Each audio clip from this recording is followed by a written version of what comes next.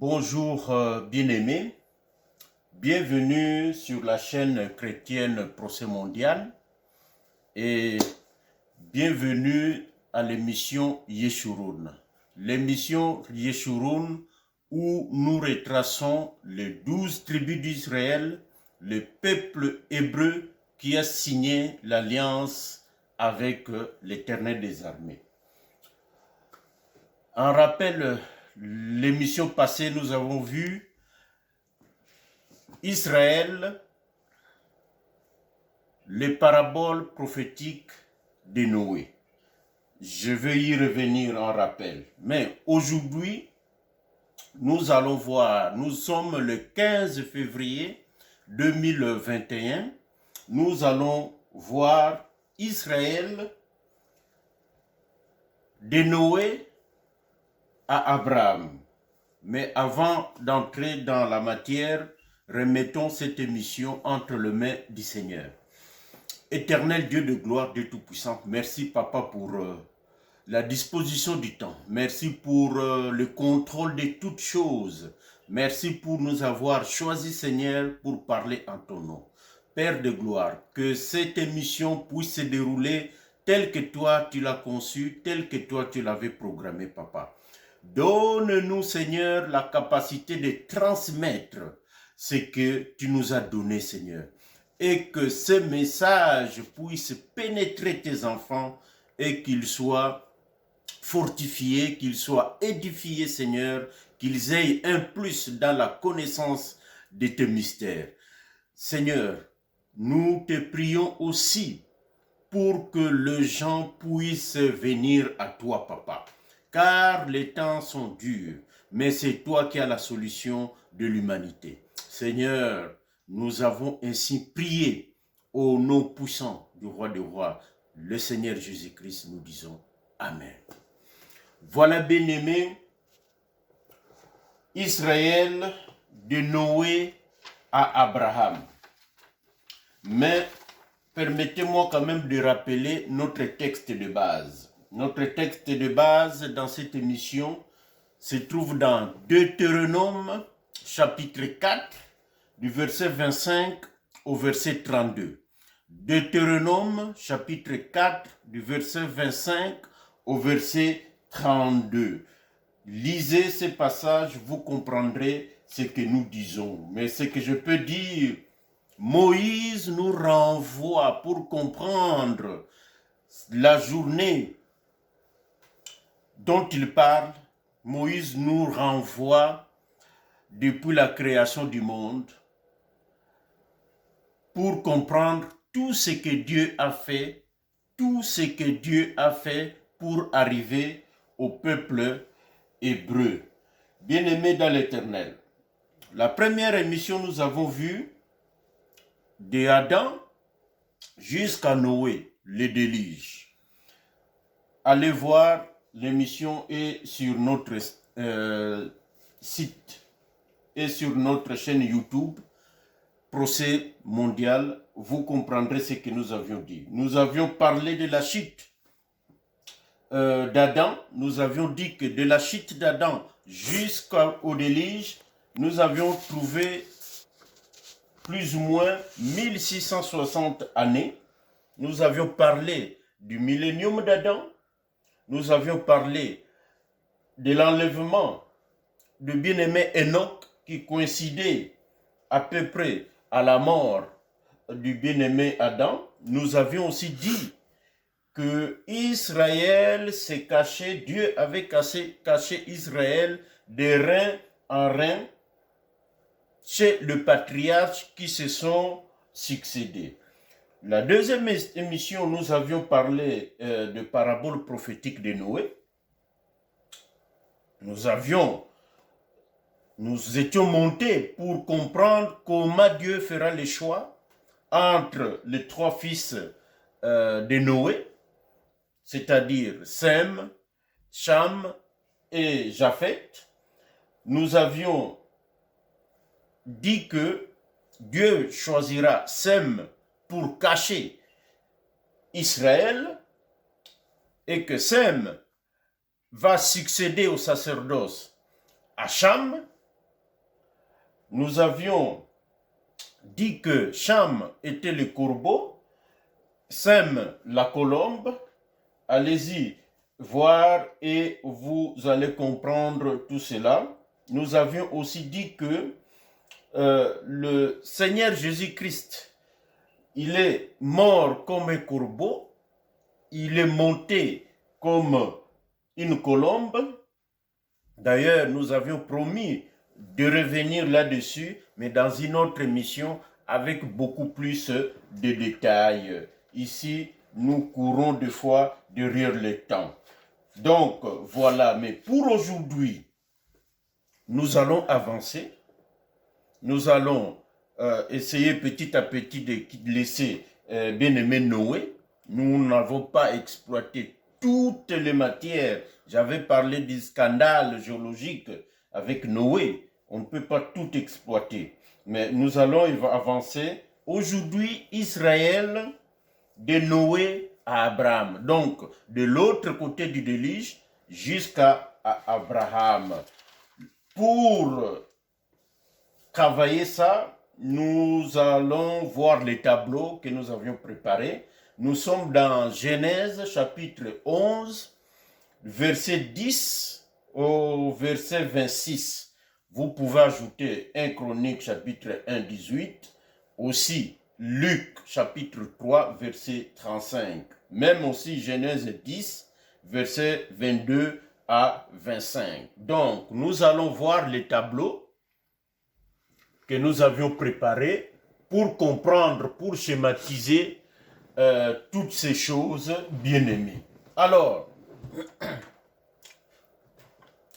Israël de Noé à Abraham. Il est né Abraham, mais il s'est endormi comme Abraham. Donc, j'ai tracé notre ligne de temps ici. Rappelez-vous que j'ai choisi l'échelle de 100. Donc, de là, ça c'est le déluge. Le déluge, de là à ici, c'est 100 ans. Le double, 200, 300, 400, 500, 600 ans et ainsi de suite. À la banque, donc, de Adam jusqu'au déluge, nous avons dit que nous avons plus ou moins 1660 années. Alors, les Écritures disent quoi? Que 2 ans après le déluge, Sem va donner naissance à Arpacha. Mais avant d'aller voir Arpacha, finissons d'abord avec bien-aimé Noé. Alors, si vous allez dans Genèse chapitre 9, verset 28, vous comprendrez que le bien-aimé Noé va vivre 350 années après le déluge. 350 années après le déluge. Donc, 100, 200, 300 et la moitié entre 300 et 450. Le bien-aimé Noé va s'endormir à l'âge de 950 années que j'ai marqué ici. Donc, nous pouvons aussi dire, comme pour le bien-aimé Adam, que Noé a vécu aussi un millénium. Bien sûr, ce n'est pas 1000 ans, mais un millénium. La différence avec le millénium du bien-aimé Noé, c'est que le bien-aimé Noé a vécu dans la paix, dans la soumission à l'Éternel. C'était un juste d'après Hébreu. C'était l'un des héros de la foi dans le Seigneur. Donc, le millénium du bien-aimé Noé, c'est l'ombre aussi du millénium à venir que nous attendons, que le monde attend, que le saint attend. Donc, le bien-aimé Noé va mourir, va s'endormir sous la grâce et sous les bénédictions de notre Seigneur.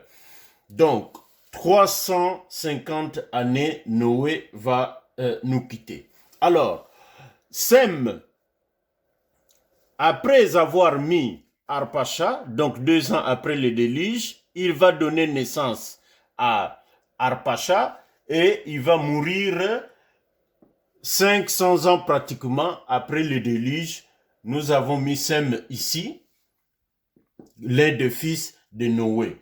Mais comme on n'a pas parlé de Cham ni de Japhet, donc nous avons mis ici, comme entre parenthèses ou entre guillemets, Cham et Japhet. Je ne dis pas qu'ils sont morts le même jour ou la même année, mais c'est la même génération, donc aux alentours d'ici probablement. Donc c'est aussi le départ de ces triumvirats. Rappelez-vous que l'humanité est bâtie sous les fondements de Sem, Cham et Japhet, et que Noé était la pierre triangulaire. Rappelez-vous de cet enseignement que j'avais donné. Donc, après le décès de Sem, c'est Arpacha, le patriarche. Arpacha aussi, 2 ans après le déluge, il va naître et Arpacha va mourir, voilà, ici. Arpacha va mourir ici. Et faites l'exercice pour tous les patriarches qui vont se succéder. Qu'est-ce que nous constatons? Nous allons voir, après Arpacha, c'est Shéla. Dans Luc, le nom change. Shéla, par exemple, Luc parle de Salah. Donc, on sait pourquoi cela est comme ça, mais on passe vite, mais c'est la même personne. Il y aura Héber. Héber va mourir 500, pratiquement 550 années après le déluge. Bien, il est né plus tard, évidemment, à peu près à 75 ans, quelque chose comme ça. 75 ans après le déluge. Héber va mourir. Héber, c'est les ancêtres, c'est l'ancêtre plutôt de tous les Hébreux. Héber. Après Héber, il y a Pélec, il y a Reu, il y a Serug, il y a Nachor, il y a Terach, et après Terach, il y a Abraham. Bien-aimés dans le Seigneur, qu'est-ce que nous observons? Quand nous regardons le schéma, nous constatons une chose, que d'après le schéma, Abraham aurait vécu avant la mort de Noé. Nous disons, c'est pas possible. Et c'est ça que nous allons voir. Abraham, qui va naître ici, avant le sommeil du bien-aimé Noé. Nous disons que ce n'est pas possible. Et nous allons parler de cela maintenant. Pourquoi nous disons que ce n'est pas possible? Regardez, bien-aimés. Première chose, Abraham va vivre 175 ans. Pourquoi nous disons cela? Parce que Genèse chapitre 25 verset 7 nous dit qu'Abraham a vécu 175 ans. Ça veut dire, nous sommes ici à peu près 300 ans après le déluge. Donc, vous mettez 100 plus 75, Abraham va mourir ici. Donc, Abraham serait mort avant même Sem, qui va mourir ici, son ancêtre. Abraham serait mort avant même Héber. Héber qui va donner son identité à Abraham. Vous savez que dans Genèse chapitre 14, verset 13, la Bible dit que un fouillard va annoncer à Abraham l'hébreu que Lot a été capturé. Donc Abraham qui est un hébreu, or les hébreux, leur ancêtre, c'est Héber. Mais ici, Abraham va mourir avant même son ancêtre Héber. Nous pensons que les choses ne se sont pas passées comme cela. Abraham va même mourir avant son ancêtre Sem. Les choses ne se sont pas passées comme cela. Pourquoi? Parce que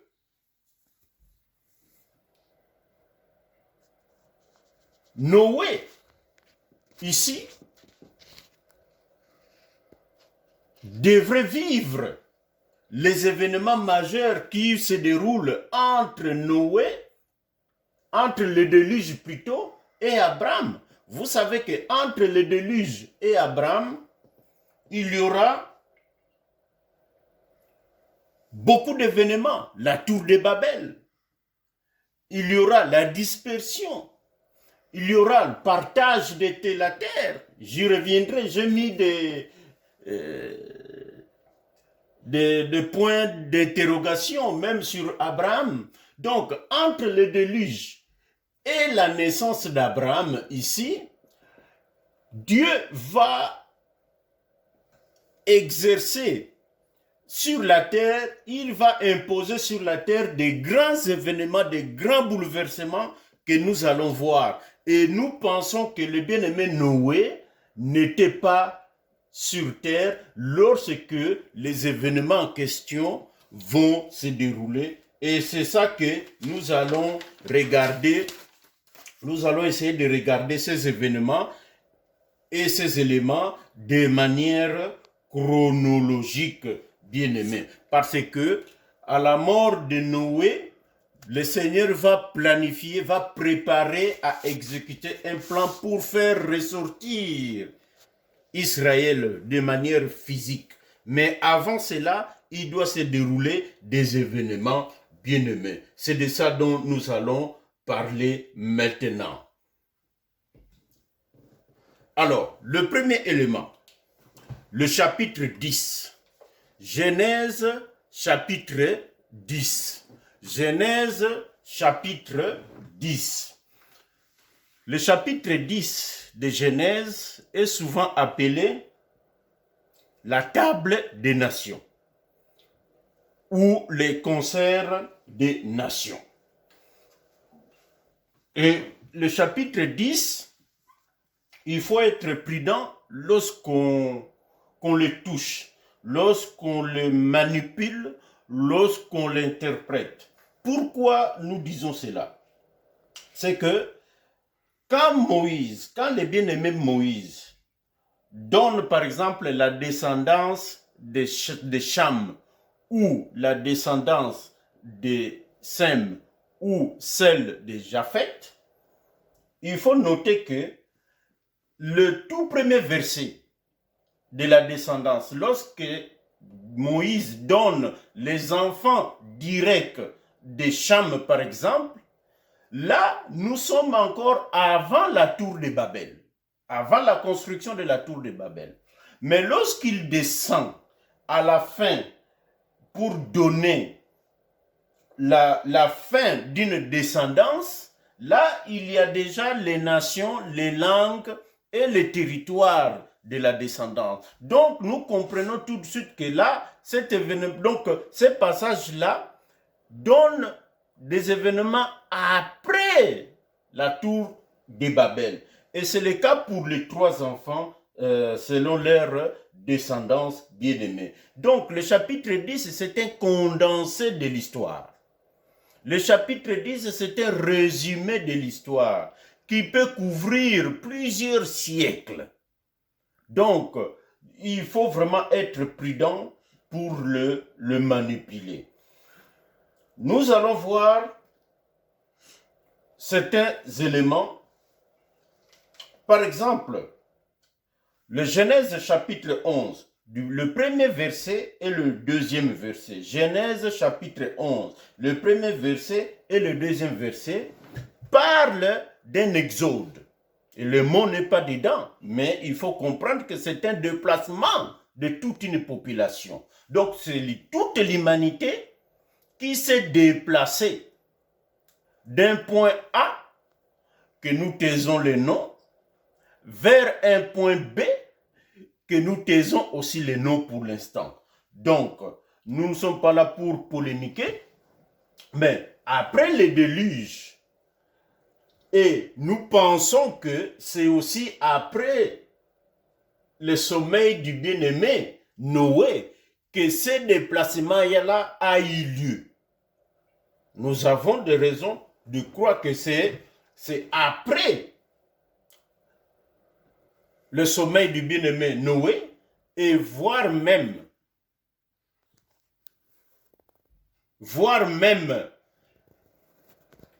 le sommeil de ces 3 enfants, que ce déplacement a eu lieu. Donc, nous parlons de l'exode de l'humanité. À ne pas confondre avec l'exode des Hébreux qui ont quitté l'Égypte vers Canaan. Mais ici, Genèse chapitre 11, les 2 premiers versets parlent de l'exode de l'humanité, et ça c'est avant la construction de la tour de Babel. Donc ces événements devraient avoir lieu après le décès, voire même après le sommeil des 3 fils de Noé. Donc nous pouvons le situer quelque part ici, bien aimé. Ça, c'est le premier élément. Le deuxième élément, la construction de la tour de Babel. Parce que lorsqu'ils se sont implantés au point B, c'est là où ils ont commencé maintenant à construire la tour de Babel. Bien aimé. Tous ces événements de la tour de Babel, nous pensons que Noé n'était plus là. Donc, parce que si la tour de Babel, comme nous savons que c'était bel et bien, en tout cas, avant Abraham, si cela était le cas, donc la tour de Babel serait construite quelque part ici, avec le bien-aimé Noé. Enfin, avec Noé vivant. Mais nous pensons que Noé était injuste. Et Noé ici était un roi qui régnait dans un millénium. Ne l'oublions pas. C'était un roi parce que c'est l'ombre de notre Seigneur Jésus-Christ. Ici, le bien-aimé Noé. Alors, donc, la construction de la tour de Babel. Vous connaissez l'histoire. Dieu va intervenir pour disperser les gens, pour disperser. Mais la dispersion avait pour but que les gens se répandent sur la surface de la terre.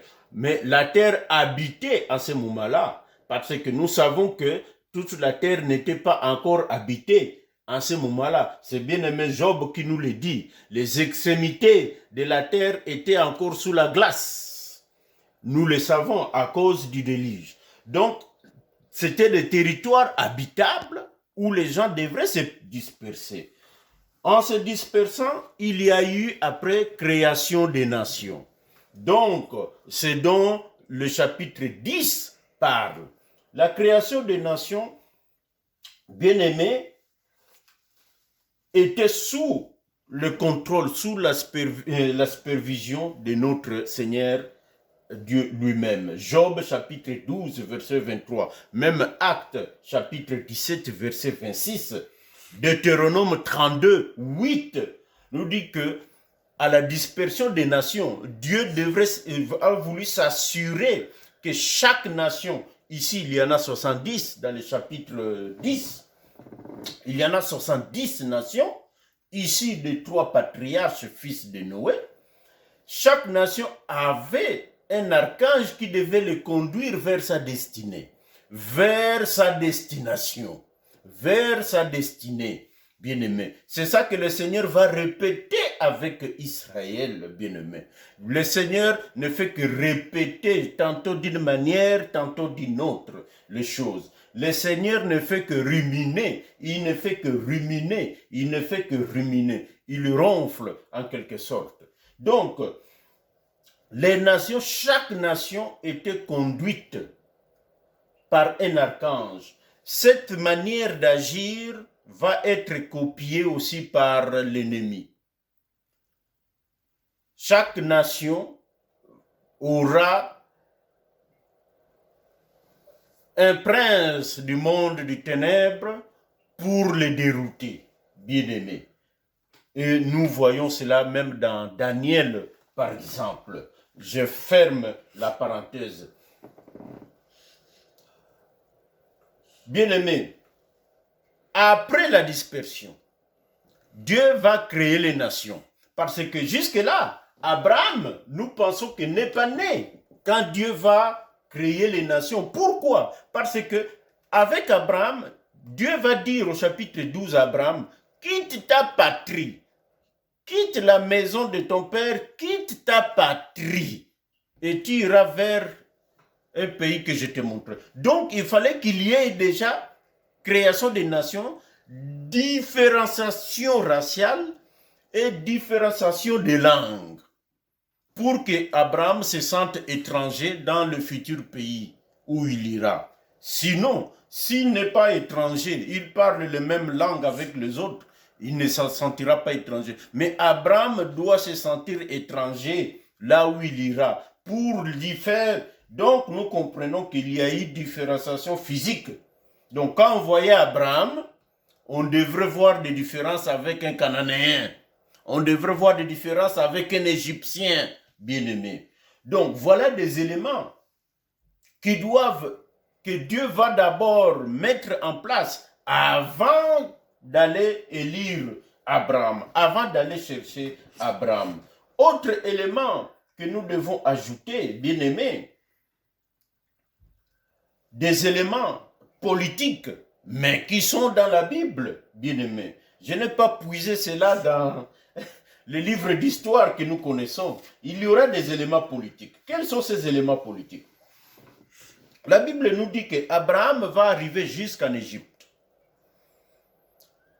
Et Abraham va constater une structure politiquement stable. Parce que l'Égypte va être la puissance de l'époque. Il y aura, comment on dit,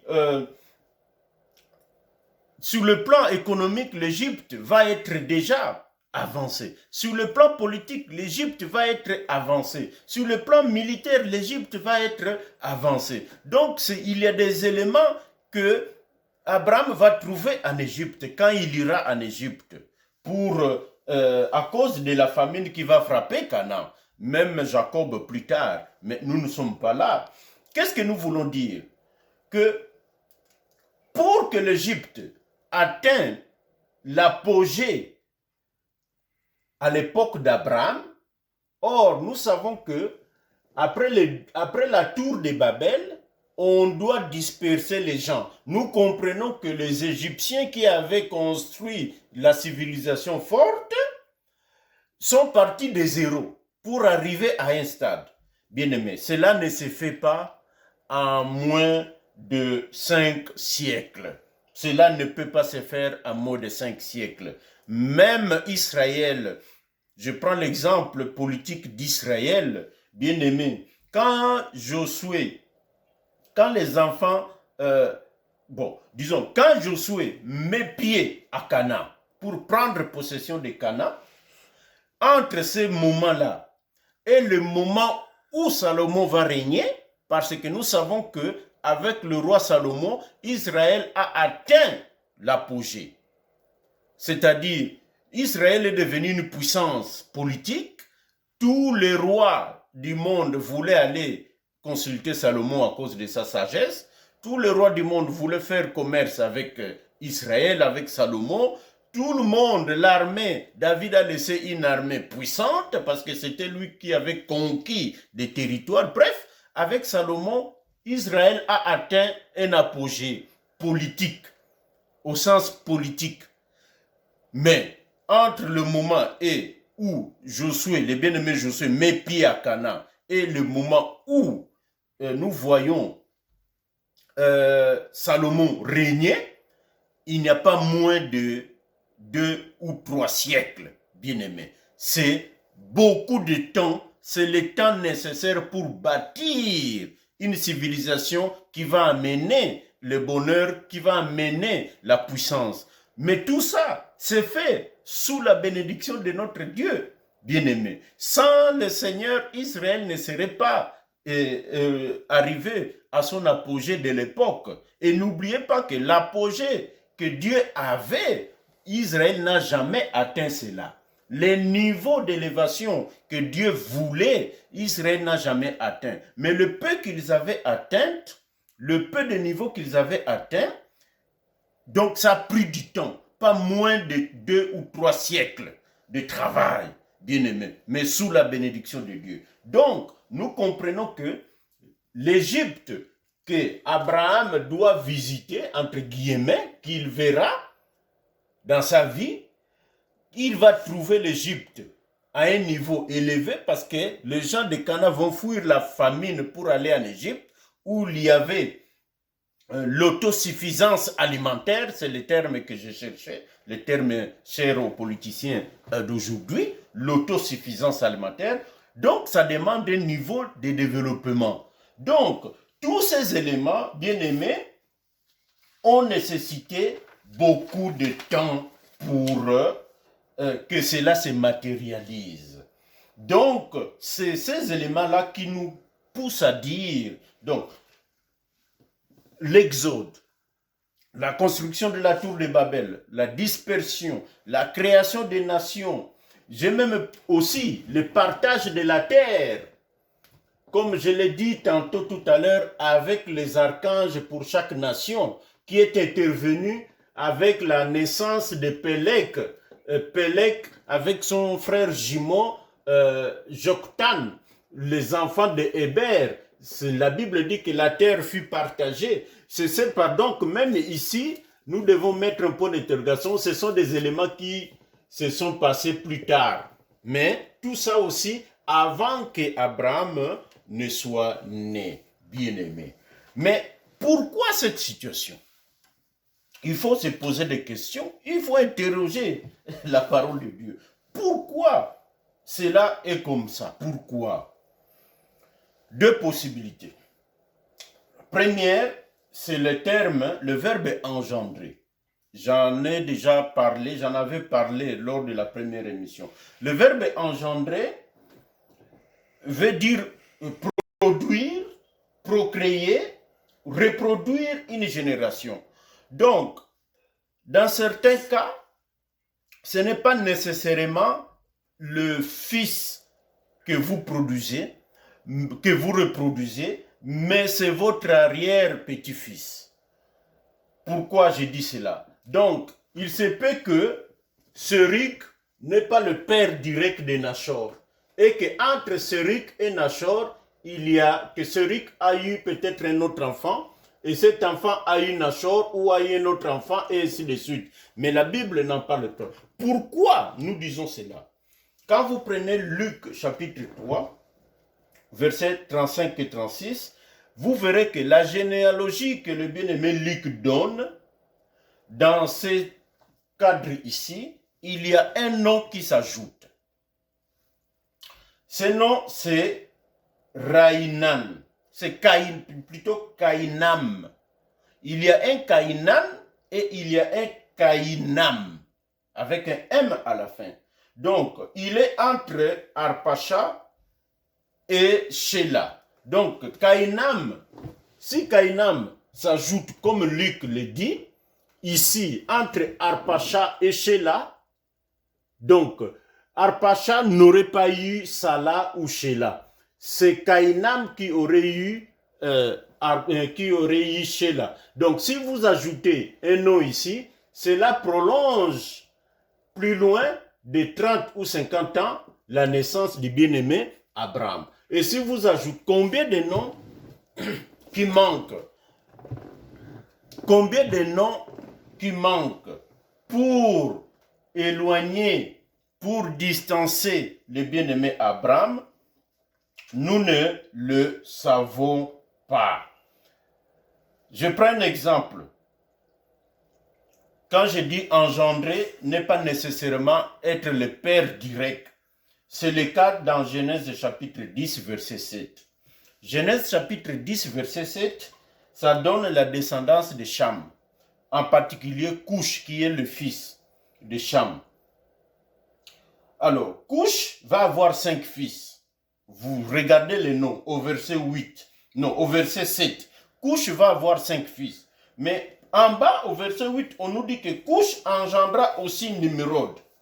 nous comprenons que Nimrod n'était pas le fils direct des Couches, mais Nimrod était un petit-fils ou un arrière-petit-fils ou un arrière-arrière-petit-fils de Couche, bien-aimé. Donc, ça c'est la première possibilité. Deuxième explication, et c'est là, il faut le dire aussi, il est possible que les informations historico-bibliques, c'est les informations que nous retrouvons aujourd'hui dans notre version de la Bible, soit sont incomplètes, ou soit carrément censurées. Bien-aimés, pour des intérêts possiblement malsains. Nous savons que depuis Constantin, c'est un empereur romain, c'est sous son œuvre, il y a eu rassemblement de tous les livres saints de la chrétienté. Donc là, nous sommes 3 siècles après les apôtres. Disons 2 siècles après les apôtres. Constantin s'est accaparé des écrits saints et il en a fait ce qu'il en a fait. Et Vatican a hérité de ces manuscrits, comment dirais-je, pendant pratiquement 1000 ans. Donc, depuis le 4e siècle jusqu'au 16e siècle, à la réforme des protestants, la Bible était un livre caché. La Bible ne circulait pas comme aujourd'hui. Autrement dit, la parole de Dieu était cachée seulement chez l'Église catholique. L'Église catholique, donc Vatican. Qu'est-ce qu'ils en ont fait? Quels sont les intérêts qu'ils poursuivaient? Quelles sont les motivations qui auraient poussé à faire cela? Dieu seul sait, bien-aimé. Mais, donc, s'ils ont fait ça, ils ont eu suffisamment le temps de le faire. Donc, pendant 1000 ans, ils avaient le monopole de tous les manuscrits de la parole de Dieu. Le monopole exclusif de la parole de Dieu. Bien-aimés, pour conclure, nous allons quand même conclure. Nous avons, avant le déluge, plus ou moins 1660 années, comme je l'ai dit, vous vous rappelez. Nous ajoutons à cela, donc, à la mort d'Abraham ici, nous avons à peu près 460 années. Donc, cela nous donne 2120. Donc, 2120 années. Cela nous donne 2120 années. Mais nous devons quand même ajouter un X à cause de cette incertitude, bien-aimé. Donc, c'est un peu plus que ça. Mais nous ne sommes pas ici pour soutenir la thèse des millions d'années. Nous ne sommes pas ici pour soutenir cette thèse de la science qui prétend que c'est des millions d'années depuis que l'homme... Cela n'est pas notre but. Notre but, c'est rechercher la vérité. Notre but, c'est rechercher la vérité. C'est ça notre but. Donc, avec les éléments que nous avons, nous pouvons dire que nous continuons des recherches dans les Écritures, dans ce qu'on appelle l'archéologie biblique, pour aller chercher des éléments nouveaux, pour qualifier, pour donner une quantification à X en ici. Là, ça nous donnerait le vrai tableau de la venue d'Abraham. Bien-aimé, avec Abraham, Israël pointe à l'horizon. Donc, on voit déjà que Dieu, dans son plan, l'exécution, la réalisation d'Israël physique se met en branle avec Abraham. Je ne finirai pas cette émission sans vous fortifier. 1 Timothée chapitre 1 versets 3 à 4. 1 Timothée chapitre 1 versets 3 à 4. C'est bien aimé Paul qui parle à Timothée. Et ces passages, je peux le résumer ainsi. À cause des données historiques manquantes, à cause des généalogies qui ne concordent pas telles que ça devrait être, nous n'allons pas nous diviser, bien-aimés. Nous n'allons pas nous chicaner, comme on dit au Québec. Nous n'allons pas nous chamailler. Nous devons rester unis.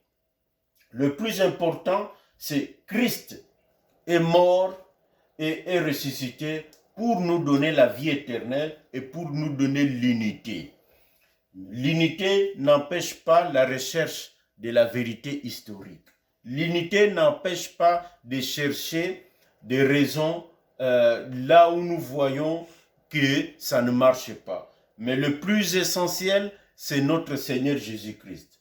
Donc, l'unité dans la vie éternelle, c'est ça, notre foi ne doit pas chanceler à cause des données historiques. Notre amour en tant qu'enfant de Dieu doit rester plus fort.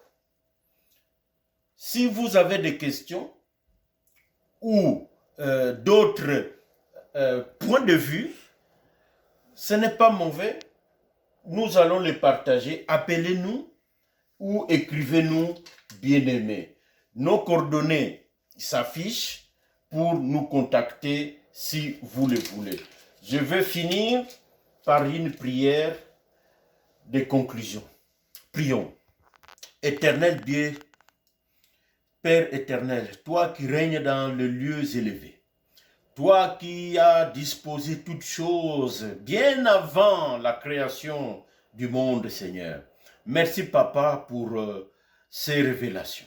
Seigneur, nous nous tournons vers toi, Seigneur, pour nous clarifier davantage les zones d'ombre. Oh, Papa, si cela s'est passé ainsi, nous disons Amen, Seigneur. Si cela ne s'est pas passé ainsi, Seigneur, donne-nous, Seigneur, plus de révélations, plus des éléments à soutenir, Seigneur, le point de vue de la vérité. Ô tendre Père, que le bien-aimé qui nous écoute, Seigneur, puisse être fortifié. Nous sommes unis en Christ, qui est mort et ressuscité pour cela, Seigneur. Ô tendre Père, que notre amour entre frères et sœurs soit plus fort. Que notre enseignement, Seigneur, ne divise pas le monde, ne divise pas les saints, mais puisse les rassembler, Seigneur, puisse les souder. Ô tendre Père, nous sommes à la quête de vérité. Nous sommes à la quête de la vérité. La vraie vérité, car elle doit éclater avant que toi tu reviennes bientôt d'ailleurs, Seigneur. Ô tendre Père, sois loué, sois béni, sois adoré, sois acclamé. Ainsi nous te prions au nom de Jésus-Christ. Nous disons Amen.